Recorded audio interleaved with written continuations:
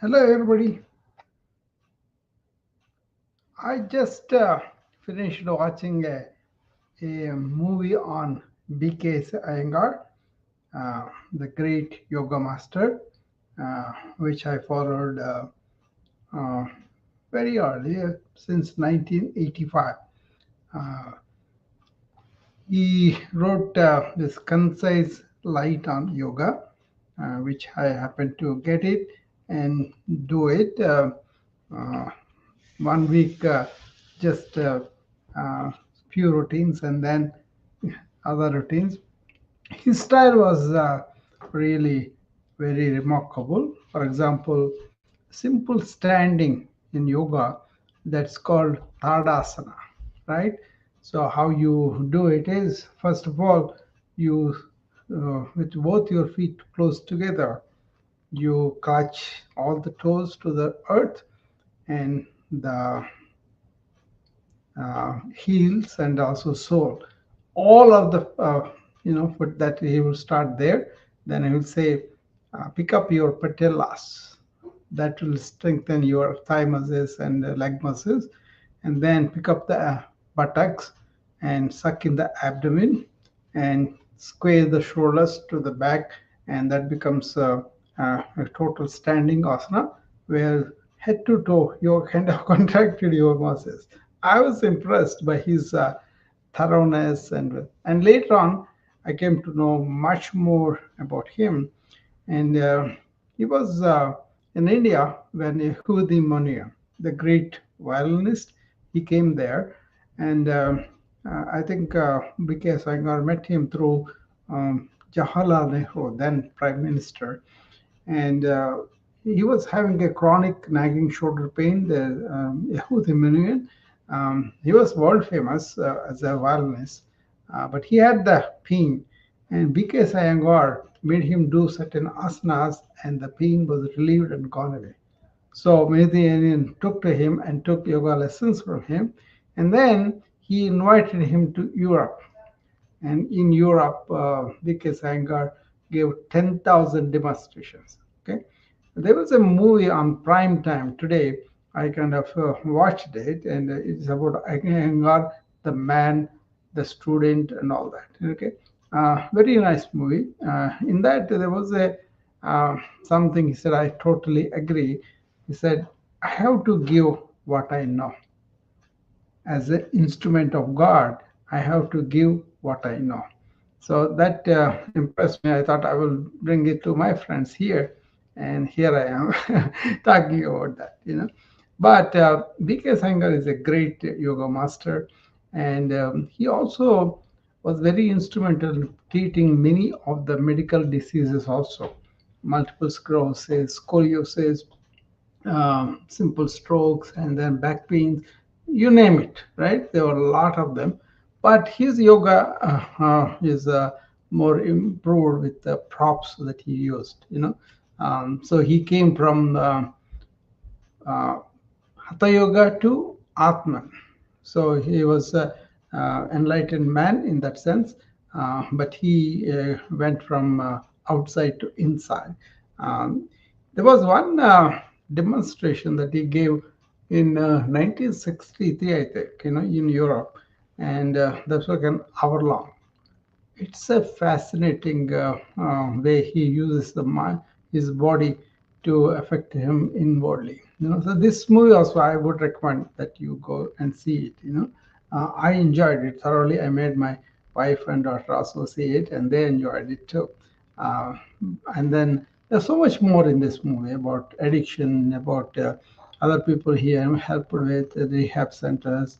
There were slum people who were dramatically taken into girls' houses.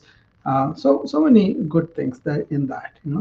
Of course, as a yoga person, I would enjoy it, but I know the potential of yoga in mental diseases, in addiction, in physical diseases, and all that. But still, it's a treat to watch this movie. Um, so it was not in the regular thing, I think. It was more like I had to rent it or something. So we rented it and then we saw that. It's a way more than all the adventure movies or whatever movies I see. I don't really have uh, fascination to them, but what I'm saying is regular TV stuff. Sometimes you watch them, right?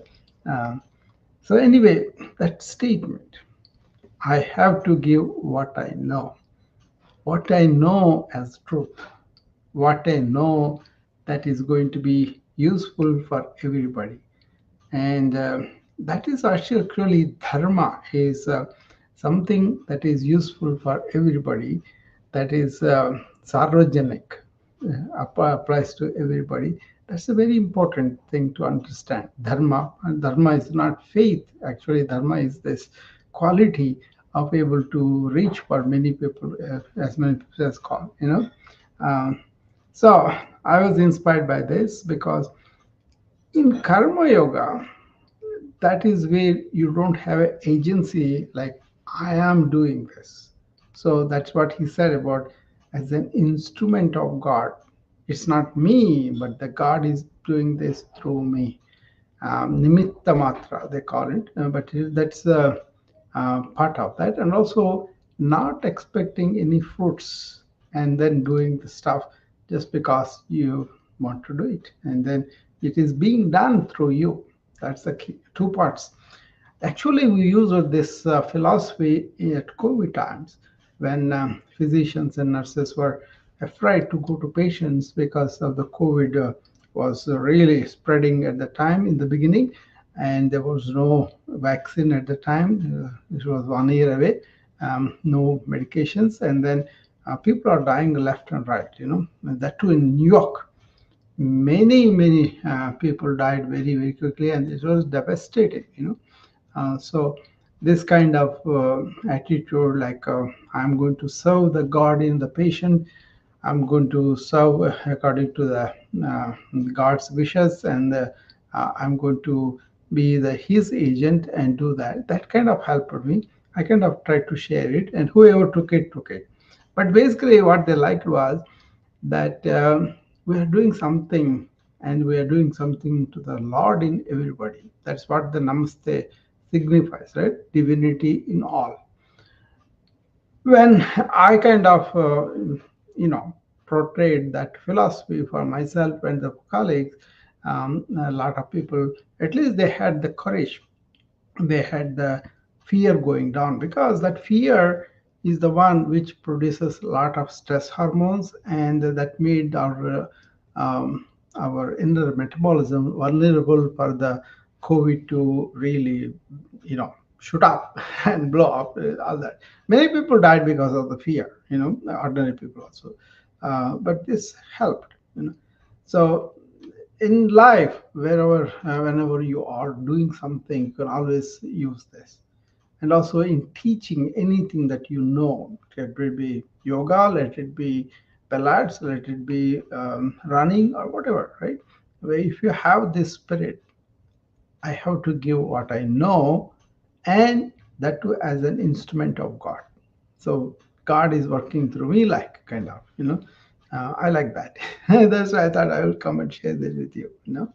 Um, See, the movie goes through uh, mm, one.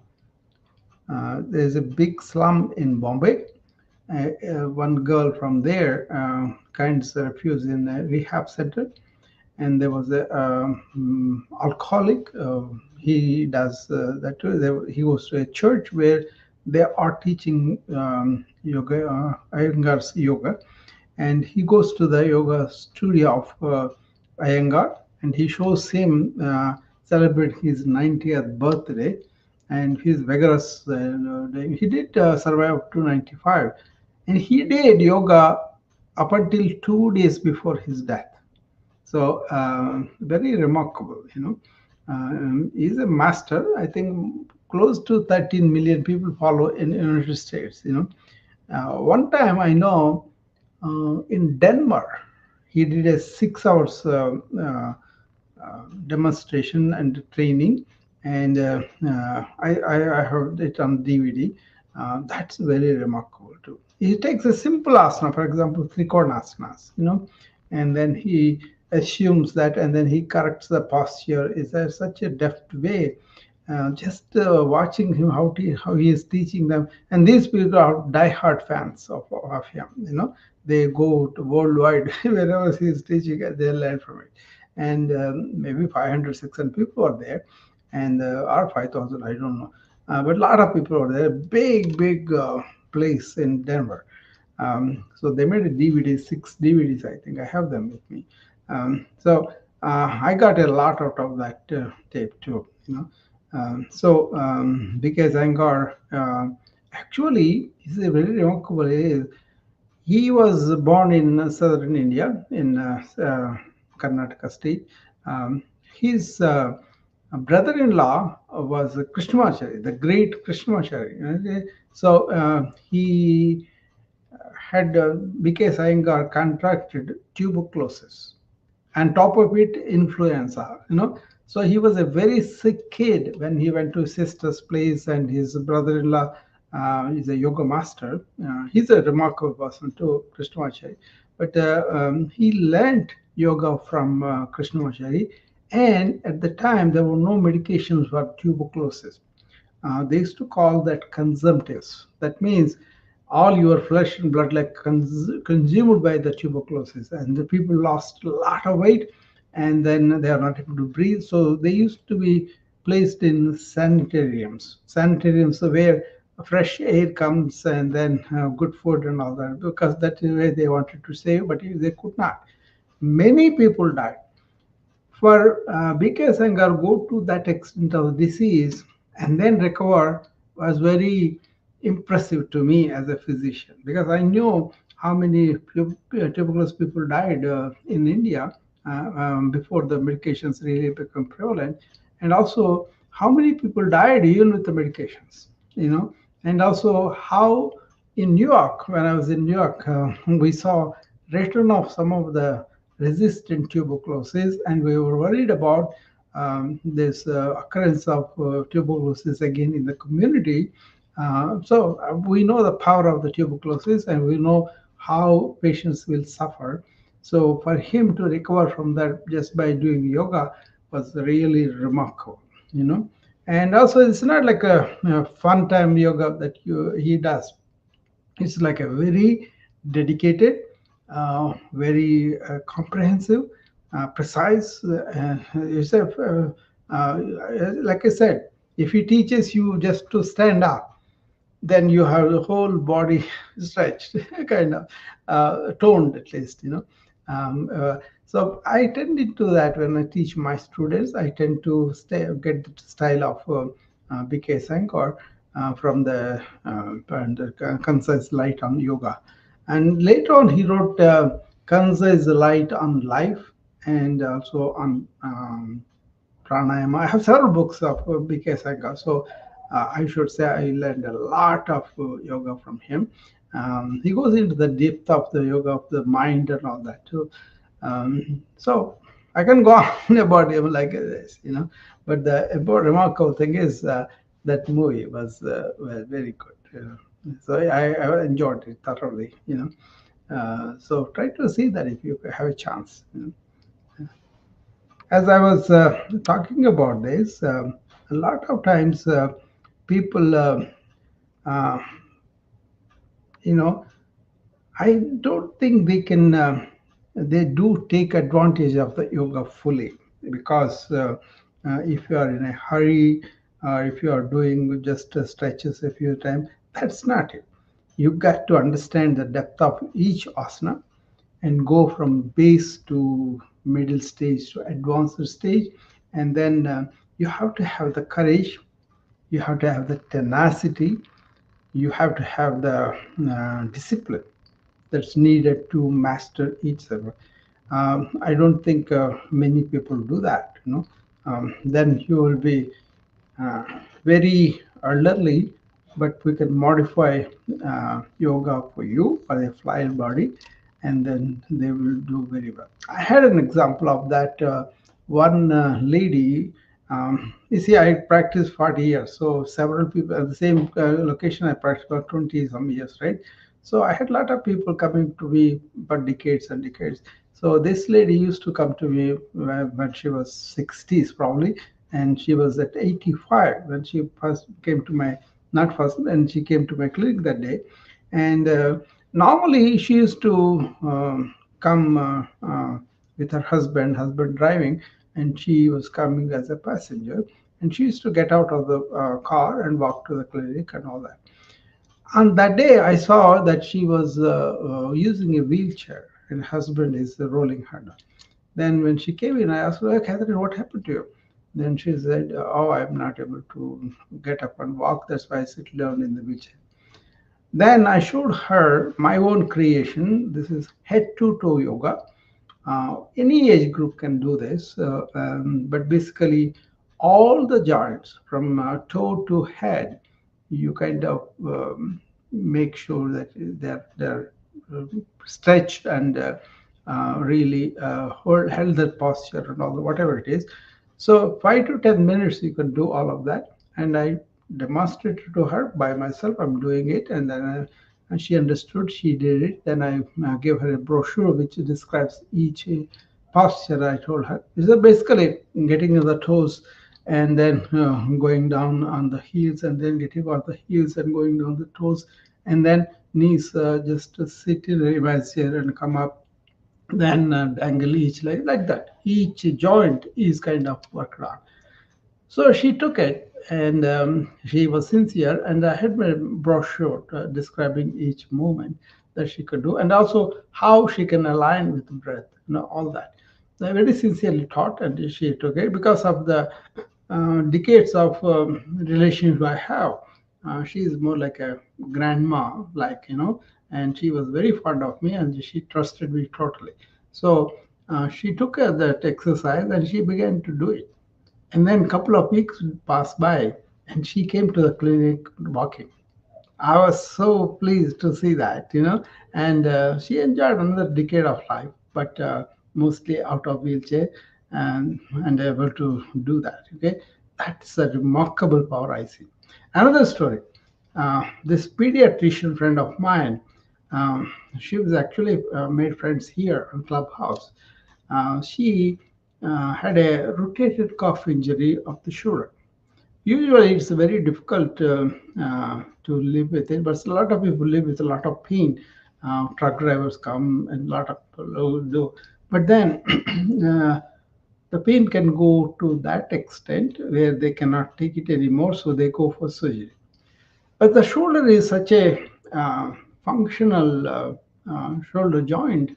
It goes, both back and forth and also up and down, but also what's called circumduction. That's like a total 360 movement, right?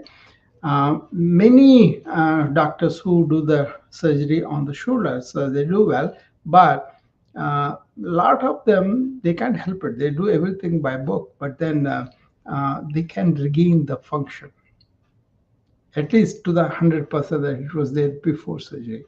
So you have a risk of losing the function after the surgery. She also had the surgery done, and she was going to therapy. I think 3 weeks or 4 weeks she already did. And then we began to talk. Then I said, okay, let me show you some routines. Try it, maybe it will work for you. So she came to my wellness club, and then I taught her how to do the shoulder exercises gradually. And I told her, do this twice a day. And she was sincere. She did them. And then she went to the physical therapist where they noticed a lot of movement has come back because the fibrosis that happened was not really healing just with regular exercises. But when you have the yoga incorporated, that helped her a lot. And then she regained most of her function, and she was very pleased about it. She gave me a testament also for that. So I can take any number of things like this over the years. I have experiences with good recovery, which pleases me quite a bit. Because that's why I'm there, just to relieve the suffering and make sure these people are really doing that. So any number of things. That was again I raised it today. Is any number of illnesses, any number of problems can be helped. Sometimes can be lessened. Sometimes can be cured. Okay, but it all depends upon the intensity and the discipline of the student, of the practitioner, how he does. So that's where the Iyengar's use of props. He could use the chair, he could use weights, he could use the hanging threads from this one. Variety of them are seen in that movie. I think it illustrates for you. In the Denver video also, he shows a lot of props. Why he got the idea was he said yogis in ancient times they used to sit on Padmasana on the tree or hanging from the tree and use the natural, whatever is available. They used to use them as props, right? So he kind of designed these props and all that. Basically, whatever yoga he does, he learns from it how his body is behaving, and then learns the like his wife used to watch him, and then he used to ask her, "Is my leg straight? Is my leg is kind of the same distance?" Those kind of things. She cannot see by himself. He used to ask her to because they didn't have these glasses and all that at the time, right? So she used to tell him, okay, here it's a little longer, right? So he used to learn from his practice and adjusted and improvised. And he's a perfectionist, so he never compromised for anything. And he kind of mended his mind from resisting and all that. And nowadays, people just talk, but they don't actually do. And he does it. That's why if you do certain practice, after a while body gets so intelligent you don't have to do so many hours. Even if you do properly, that will be very good. There's another way too. Whatever you do, that activity you can use it for yoga. You will getting up the stairs, right? And you can use the yoga because you are aware of the foot each one is playing, and then you extend that to a couple of steps, and then you kind of put your arms in a certain way. All that comes through once you are really spend some time with yoga practice, right? So I was excited when I saw the movie. That's why I thought, let me go and share with my friends that I'm here. So there are so many stories we can talk about BK Iyengar. Look him up and find out his videos and do with it. I think you will be happy that I recommend it for you. You know.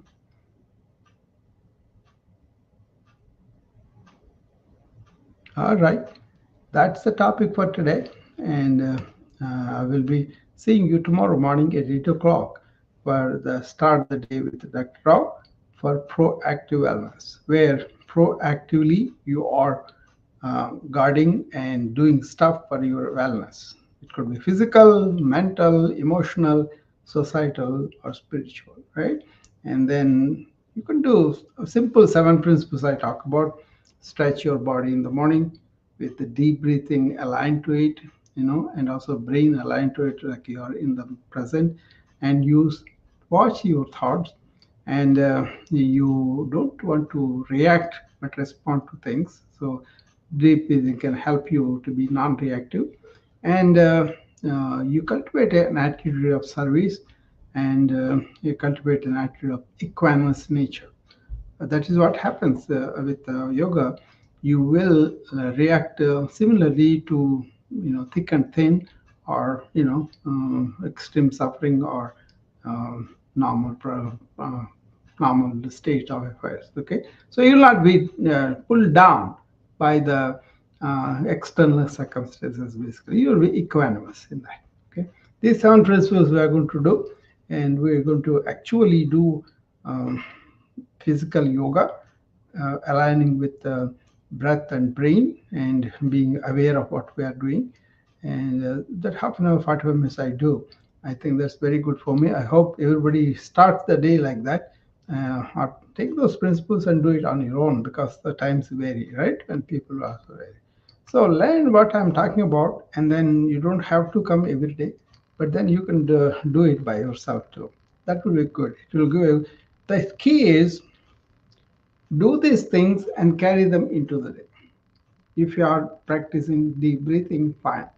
But then through the day, every 1 hour, for 1 minute, stop whatever you're doing and take deep breaths. That will go a long way. To be less reactive and more responding to things, and then being in the present, and a lot of quality improves in the work. That's one thing.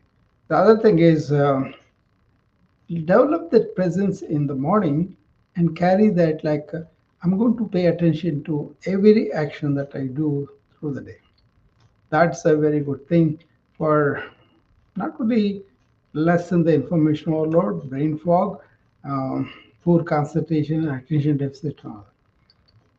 So that's what I recommend. Okay, do these morning things to get your body mind ready for the life, so that you develop this inner resilience and you go strong to your life situation. That's the idea. That's why the good start is because of that.